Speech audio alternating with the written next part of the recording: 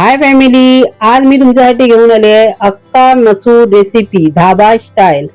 आपण जेव्हा धाब्यावर अक्का मसूर रेसिपी खातो तेव्हा त्याची टेस्ट वेगळीच असते। ती कशी काय, तर त्यामध्ये वापरला जातो एक सिक्रेट पदार्थ। तो कोणता, तर त्यासाठी व्हिडिओ संपूर्ण पहा।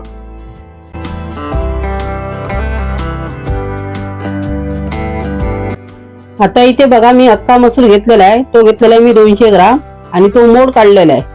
आता 4 ते 5 वेळा स्वच्छ धुवायचं आहे आणि त्यानंतर भिजत ठेवायचं रात्रभर।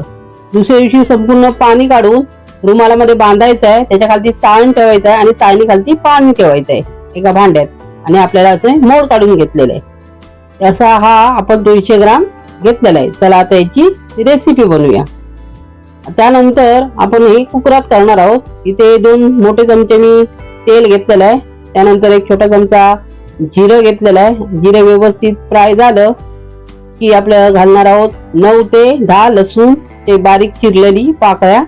त्यानंतर 2 हिरव्या मिरच्या टाकलेल्या आहेत। त्यानंतर बारीक चिरलेला कांदे घातलेले आहेत 7 ते 8 साधारण मोठे होते असे आपण कांदा घातलेला आहे, बारीक चिरलेला आहे। आता हे व्यवस्थित आपल्याला फ्राय करून घ्यायचा कांदा।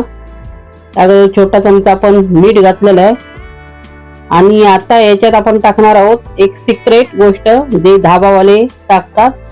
अर्धा छोटा चमचा खायचा सोडा टाकायचा आहे। जे धाबा स्टाईल आपण जेव्हा मसूर खातो धाब्यावर ते त्यात सोडा टाकला जातो।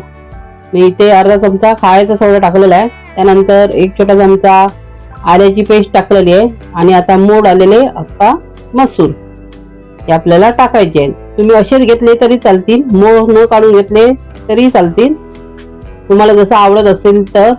आता मोड काढल्यामुळे त्याचे फायदे जास्त आहेत, तुम्हाला माहितच आहे, म्हणून मी मोड काढले। त्यानंतर एक ग्लास पाणी घालणार आहोत आपण, म्हणजे साधारण मसूरच्या वरती थोडंसं पाणी येईल एवढं आपल्याला पाणी घालायचं आहे। बघा एवढं पाणी आपल्याला घालायचं आहे। आणि आता इथे मी 2 शिट्या करून घेणार आहे। कुकरच्या आपल्याला 2 शिट्या करून घ्यायच्या आहेत। झटपट ही आपली रेसिपी तयार होते। हे बघा 2 शिट्या मी करून घेणार आहे। कुकर मध्ये लावल्यामुळे इझिली आपली अख्खी मसूर असते ती पटकन शिजते आणि आपली रेसिपी झटपट होते। बघा 2 शिट्या झालेल्या आहेत, थंड करून घेतलाय। आता मी ओपन करून तुम्हाला कुकर दाखवते, थंड झाल्यानंतरच खोला। हे बघा आता आपली अख्खी मसूर व्यवस्थित शिजलेली आहे। मी तुम्हाला दाखवते चेक करून की परफेक्ट शिजलेली आहे की नाही ती। बघा बघूया आपण शिजली आहे की नाही। बघा परफेक्ट आपली आता ही शिजलेली आहे। आता हे थोडस असं काय बारीक करून घ्यायची आहे, जेणेकरून ती बारीक झाल्यानंतर त्याची पूर्ण जी टेस्ट असेल, चव असेल ती या अख्ख्या मसूर मध्ये उतरेल, म्हणून थोडीशी बारीक करायची, जास्त करायची नाही। त्यानंतर थोडंसं पाणी ओतलंय मी, दाखवायला विसरले। नंतर 2 छोटे चमचे आपण मालवणी मसाला टाकलेला आहे, एक छोटा चमचा मीठ आणि हे व्यवस्थित मिक्स करून घ्यायचं आहे। मी साधारण अर्धा पेला पाणी टाकलेलं। हे बघा आता हे व्यवस्थित आपलं मिक्स झालेलं आहे। आता हे थोडंसं शिजू देऊया 2 ते 3 मिनिटं। आता आपलं हे शिजलेलं आहे, आता हे आपलं तयार झालेलं आहे। आता हे आपण कुकर बाजूला ठेवू आणि आता आपण फोडणीची तयारी करू।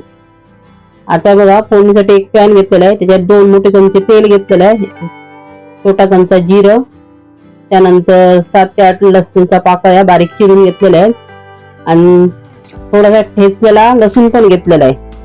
नंतर अर्धा बारीक चिरलेला कांदा हे आपण व्यवस्थित आता फ्राय करून घेणार आहोत। बघा व्यवस्थित आपल्याला ही फोडणीची तयारी करायची आहे।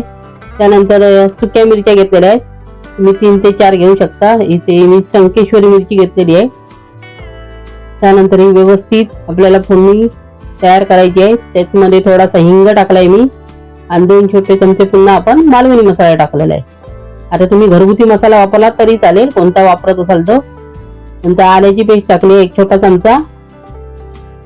हे बघा हे आपल्याला आता व्यवस्थित ही फोडणी एकत्र करायची आहे।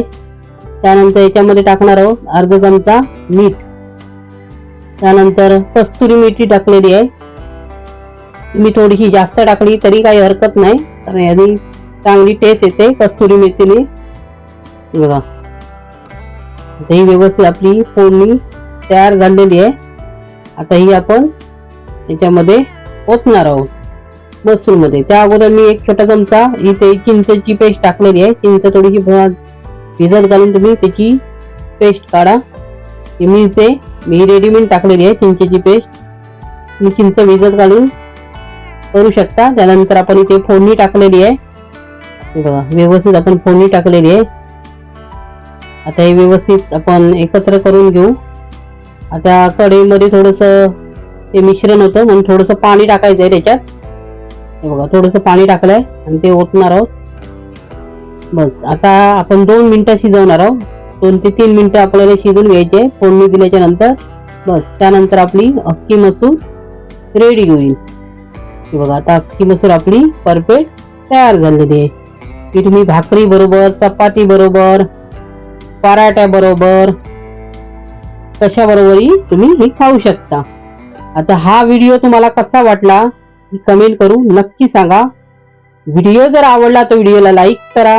चॅनलवर जर नवीन असाल तर नक्की सबस्क्राईब करा. बाजूची बेल आयकॉन नक्की दाबा आणि जास्तीत जास्त व्हिडिओ शेअर करा तुमच्या मित्रमंडळींबरोबर, व्हॉट्सअपवर, फेसबुकवर तुम्ही नक्की करा. त्याबरोबर आता मी इथे घेतली बघा तांदळाची भाकरी आणि इथे मिरची फ्राय केलेली आहे.